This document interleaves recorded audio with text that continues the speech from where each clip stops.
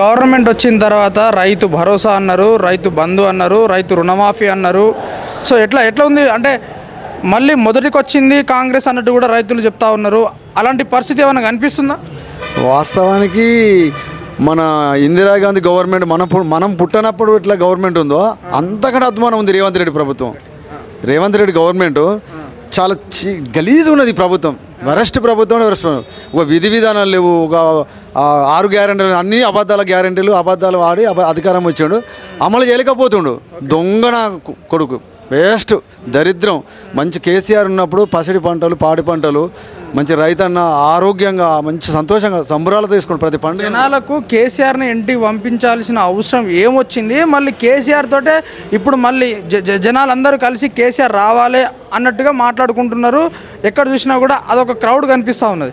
ఎందుకని అంత ఉత్సాహంతో మళ్ళీ కేసీఆర్ కావాలని ఎందుకు మొత్తుకుంటా ఉన్నారు జనాలు? అంటే ఏం అంటే ఆ గవర్నమెంట్లో అభివృద్ధి కనిపించినట్టుగా ఎక్కడన్నా కనిపించిందా అభివృద్ధి? అసలు టోటల్ ఇండియాలోనే 29వ రాష్ట్రంగా మనది ఏర్పడ్డది కదా 2014లో.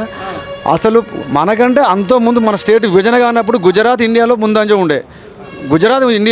ఉండే, అలాంటి గుజరాత్నే అనగదొక్కి తెలంగాణను కేసీఆర్ ఒక మంచి భారతదేశంలో ఒక ముఖ్య చిత్రపటంలో నిలిపాడు. ఆర్థికంగా కానీ, పారిశ్రామిక కానీ, విద్య, వైద్య అన్ని రంగాలలో. రేవంత్ రెడ్డి కూడా అదే ధాటిలో నడుస్తూ ఉన్నాడు. లేదు సార్, వేస్ట్ అయినా మొత్తానికి. నేను ఒకసారి ముఖ్యమంత్రి కావాలి, ఏది ఏమన్నా కానీ ముఖ్యమంత్రి కూడా నా కర్తవ్యం. తర్వాత ఆ అబద్ధాల హామీలు తుంగలో దొక్కుతా, ఏమనగా జనాలు నన్ను తిట్టినా పోలేను. భారతదేశంలో ఇంతవరకు 29 రాష్ట్రాల ముఖ్యమంత్రులు ఏ ముఖ్యమంత్రి గతంలో ప్రజెంట్ కూడా చీచి అని ప్రజలతో చీవట్టు పెట్టుకున్న ముఖ్యమంత్రి అంటే ఈ యొక్క కేవలం రేవంత్ రెడ్డిగా దక్కిందగ్గ ఆ చీచి అనే గౌరవం. ఏం పాలన సార్, అది వేస్ట్. అదే కేసీఆర్ రాని మళ్ళీ ఇప్పుడు బై ఎలక్షన్లు పెట్టమని సార్, మొత్తం తెలంగాణ 33 జిల్లాలు ఇట్లా కేసీఆర్ అంటే ఇట్లా రాజముద్రలు గుద్దుతారు సార్, ఓటింగ్ అట్లా గుద్దుతారు. ఆయన పాలన అలా చూపించుండు, ఆయన మార్కెట్లో చూపించుండు. ఎందుకు ఒకసారి ఆయన వదిలేసుకున్నాడంటే ఈ అబద్ధాలు 6 గ్యారెంటీలు ఇచ్చి ఆయన 10,000 ఆయన 10,000 అంటే 15,000 ఇట్లా ప్రతి దాంట్లో ఒక అంగుళం ఎక్కువ చేసిండు అబద్ధాలతోనే. అది చేసేవారు జనాలు ఒకసారి మార్పు చేద్దాం ఇట్లా చూస్తాడు, ఇంకా ఆయనే బాగా చేసిండు కేసీఆర్. ఆయన కంటే రెట్టింపు చేస్తున్నాడు కదా, ఒకసారి చూద్దామని ఒక అవకాశం ఇచ్చింది. కానీ అవకాశం ఇచ్చిన జనాలు ఇలా మొత్తం చెంపలేసుకుంటారు సార్ జనాలు. చిచి గీ పాలన, గింత దరిద్రం పాలన ఈ ముఖ్యమంత్రి, ఇట్లాంటి ముఖ్యమంత్రి అసలు మేము ఎట్లా ఎందుకున్నాం, మాకే జ్ఞానోదయం ఇప్పుడు వస్తుందని జనాలు ఇప్పుడు చాలా చీవాట్లు పెడతారు. కానీ రేవంత్ రెడ్డి అంత పాలన అంత గలీజ్ పాలన ఇక్కడైతే ఇక్కడ లేదు సార్, ఇంతవరకు ఎక్కర్లేదు, ఇంతవరకు లేదు, ఏ రాష్ట్రం లేదు. ఘోరం సార్ ప్రభుత్వం, చాలా దరిద్రమైన పాలన. అంటే వ్యతిరేకత వచ్చింది జనాలు, చాలా పబ్లిక్లో. సార్ ఇప్పుడు దాదాపు అందరం యూట్యూబ్లలో అక్కడ చూస్తున్నాం. ఏ ప్రజాపాలన కావాలన్నా, ఫామ్ హౌస్ పాలన కావాలంటేనే ఫామ్ హౌస్ పాలన మాకు బెటర్ మా ప్రజలకు. కానీ అంటే ఆయన చేసిన ఒక అభివృద్ధిని మేము ఎందుకో ఏదో దురాశతో వదులుకున్నాం. కానీ ఇప్పుడు మాకు జ్ఞానోదయం కలిగిందని మళ్ళీ మన ఫామ్ హౌస్ పాలన కావాలని మొత్తం యూట్యూబ్లలో మొత్తం మెసేజ్లు పెడుతున్నాం. 87% మెసేజ్ ఫామ్ హౌస్ పాలన వచ్చేసింది. ప్రజాపాలన మాకు రద్దు, మాకు వద్దు అని. దరిద్రం కాదు సార్. ఇప్పుడు ఓడిపోయిన తర్వాత రైతుల గురించి ఆలోచించి ప్రశ్నిస్తలేడు కదా కేసీఆర్ గారు. ఎందుకు ప్రశ్నిస్తలేడు అంటే ఇప్పుడు మళ్ళీ ఫామ్ హౌస్లోనే ఉన్నాడు కదా. మరి ఫామ్ హౌస్లో ఉన్న సమీక్షలు మొత్తం ఊహాలు చేస్తుండు. కానీ 100 రోజులు అన్నారు వీళ్ళు. సరే 100 రోజులు టైం ఇచ్చిండు, ఒక సంవత్సరం చూద్దాం అన్నాడు, సంవత్సరం టైం ఇచ్చిండు, ఇంకా చూస్తుండు వాళ్ళకి సమయం. ఎందుకంటే మొన్న ఒకసారి కాంగ్రెస్ కూడా చెప్పిండు, ఇప్పటికైనా మీకు ప్రజలు మంచి బాధ్యత ఇచ్చిళ్ళు, ఆ బాధ్యతను మీరు నెరవేర్చుకోవాలని కేసీఆర్ యూట్యూబ్లలో కూడా వాట్సాప్లో మంచి మెసేజ్ పెట్టాడు. అంటే ఎంత మంచి మనసు ఉంటే ఇతర పార్టీలను మనం అభినందించాలి అంటే ఆ కాన్సెప్ట్ ఉన్నది. ఇంకా అవకాశం మీకు ఇచ్చిళ్ళు, అది గౌరవించుకోవాలి, కాపాడుకోవాలంటే కూడా వాళ్ళతో అయితలేదు సార్. ఏమన్నా అంటే అప్పులు మరి తెలంగాణ విభజన మనకు అప్పులేదా సార్? అదే కిరికిరంకోమాట చివరి ముఖ్యమంత్రి మీకు మొత్తం కరెంటే రాదన్నాడు. మీకు కరెంటే రాదా, మీరు మొత్తం దరిద్రం చీకట్లో పోతారు అన్నాడు. తెలంగాణ విభజన అయితే అలాంటి ఒక 1 year ఛత్తీస్గఢ్ నుంచి మనకు జెన్కో ట్రాన్స్కో రాష్ట్రం ఏర్పడ్డ తర్వాత రైతులు లబ్ధి పొందినారా అన్న బీఆర్ఎస్ హయాంలో? ఖచ్చితంగా లబ్ధి పొంది సార్. అసలు కళ్యాణ లక్ష్మి, షాదీ ముబారకు, మన రైతు బంధు, రైతు బీమా ఇవన్నీ అడిగిలా సార్? ఎన్నికల మేనిఫెస్టోలో ఏమైనా వాగ్దానం పెట్టిండు? మనసు నచ్చి ప్రజల మనసు గెలిచిన నేత కేసీఆర్. అడగ ముందుగా తడుగు ఇచ్చిండు ఆయన. ఎవరో మాకు ఓట్లు వేయండి మేము ఇవి ఇస్తామని. రేవంత్ రెడ్డి కూడా అదే ధాటలు నడుస్తూ ఉన్నాడు కదా ఇప్పుడు. లేదు సార్, నడుస్తలేడు. 15,000 ఎక్కి సార్ ఒక క్రాప్కి కొట్టిడు రైతులకు. మళ్ళీ 12 అన్నాడు. 12 2 నెలలు అవుతాడు సార్. ఆయన అంతులేని ఎంత భూముడు కాదు. గవర్నమెంట్ IAS IPS చిరు ఉద్యోగి ప్రభుత్వ ఉద్యోగి ఎవరికైనా ఎంత ల్యాండ్ ఉంటే అంత వేసాడు. అప్పుడు ఎందుకు వచ్చిన నిధులు ఎందుకు రాలేదు సార్? అప్పుడు వచ్చిన ఇప్పుడు రాలేదు.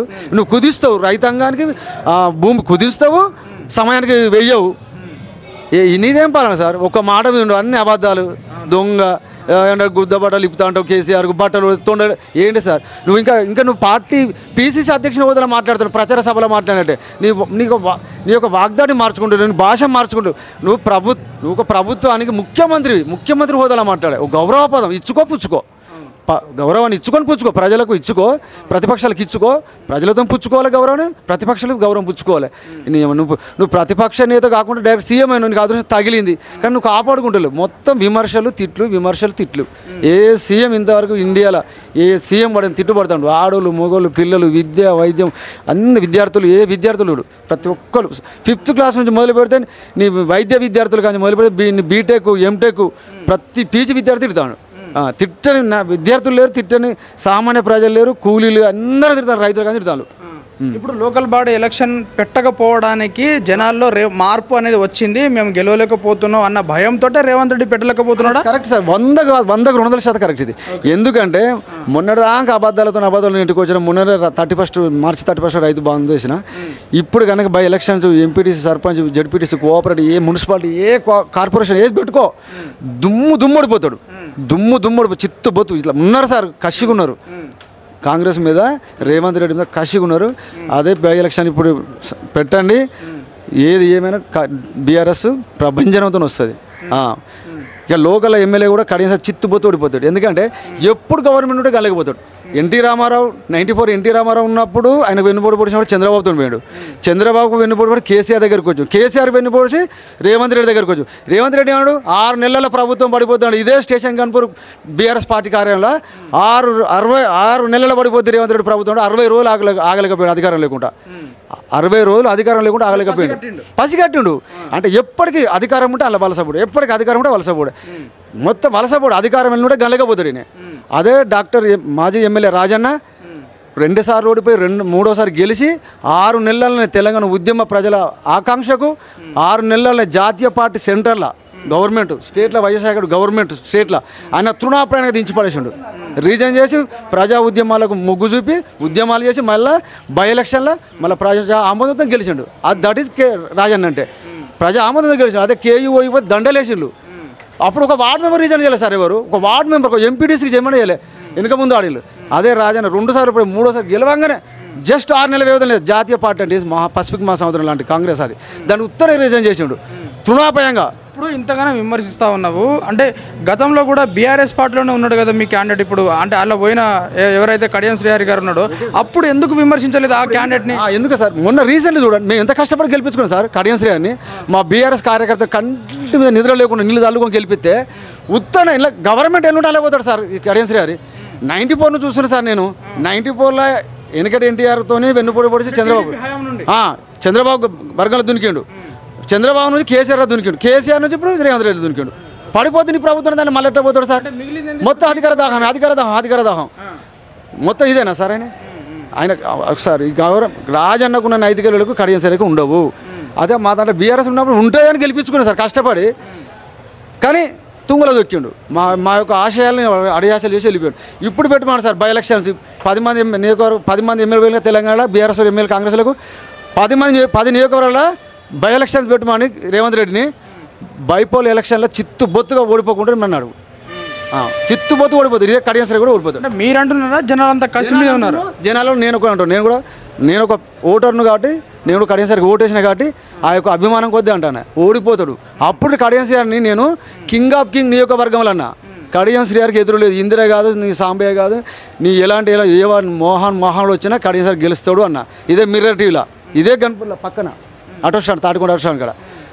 మళ్ళీ ఇప్పుడు చెప్తున్నా కదా, అదే కడియం సరి బై ఎలక్షన్స్కి రేవంత్ రెడ్డి పెడితే 10 నియోజకవర్గాల్లో కాంగ్రెస్కు వలస పోయినగా బీఆర్ఎస్ ఎమ్మెల్యేలు చిత్తుబొత్తు ఓడిపోతారు, ఏడుచుకుంటూ ఇంటికి పోతారు. మళ్ళీ రాజకీయ భవిష్యత్తు బీఆర్ఎస్ హయాంలో ఉన్నప్పుడు దళితులను మోసం చేసి దళిత బంధు అనుకుంటా మభ్యపెట్టిలు కదా మీరు దళితులని. అవును సార్, అది పైలట్ ప్రాజెక్ట్ హుజురాబాద్ ఇచ్చినాం. పైలట్ ప్రాజెక్ట్ దళిత బంధు అది విడుదల వారికి ఇస్తాడు మాకు అధినేత కేసీఆర్. విడుదల వారికి ఇస్తా అన్నాడు. ఆ విడుదల వారికి వచ్చే లోపే ఎలక్షన్స్ వచ్చింటే టైం అయిపోయింది కదా. అట్లా మళ్ళీ జనాలు ఆదరిస్తున్నారు ఖచ్చితంగా సార్. బ్రహ్మరథం పెడతారు బీఆర్ఎస్కు, కేసీఆర్కు బ్రహ్మరథం పెడతారు. ఇక్కడ నియోజకవర్గాలు రాజానికి ఇస్తారు. ఆ బ్రహ్మరథం రాజానికి ఇస్తారు. ఈసారి శ్రీహరి శ్రీహరి అంటే చీచి అయిపోయింది. ఏమైనా అధికారం ఉంటే అల్లబోతుంది, అధికారం ఉంటే అల్లబోతుంది. ఇదే వలస పక్షి, మొత్తం వలస పక్షే. మన వేరే దేశం నుండి మనకు ఎండాకాలం అయితే పక్షులు వస్తాయి చూడు, మళ్ళీ కాలం అయిపోయిన పక్షులు వెళ్ళిపోతాయి. ఆ కంట్రీలో ఇట్లా పక్షులు వలస పక్షులు, ఈయన కూడా ప్రభుత్వం కూడా కలగపోతాయి. వలస పక్షి పక్షులు సిగ్గుపడతాయి సార్, పక్షులు సిగ్గుపడతాయి. శ్రీ అని చూస్తే పక్షులు శ్రీ అని చూస్తే పక్షులు మాకంటే నీచమైన మానవ జాతిలో మాకంటే నీచులు రా మానవ జాతులలో కూడా ఇట్లా అవకాశవాద రాయగలిగిన వాళ్ళ ఏది గవర్నమెంట్ అలా పోవడానికి. మేమేది ఎండాకాలం ఆకలి కోసం ఇటు వస్తాం, మళ్ళీ మా టైం అయిపోతే మళ్ళీ మా స్వదేశానికి వెళ్ళిపోతాం, మా విదేశానికి వెళ్ళిపోతాం. కానీ అంత ఘోరమైన స్కడియన్ శ్రీ అది.